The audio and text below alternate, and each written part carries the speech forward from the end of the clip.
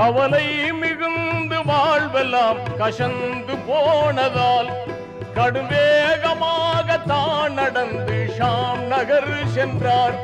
கண்டோர் நகைக்க அங்குமே அழுதே புலம்பினார். கண்ணீர் இதேனோ என்று மக்கள் பலரும் கோரினர். அவலம் மிகுந்த பிலால் உரைத்தார், யாது சொல்லுவேன்.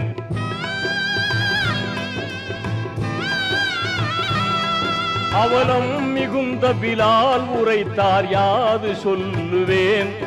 அந்தோ இவ்வேளை யாருக்குமே உபயோகம் இல்லை. நான் என் அன்பர் ஒருவரை நான் தேடுகின்றேனே பாரிலே. என் அன்பர் ஒருவரை நான் தேடுகின்றேனே பாரிலே. அவரோ இன்றுலகில் இல்லை அந்தோ என்றே கூறினார்.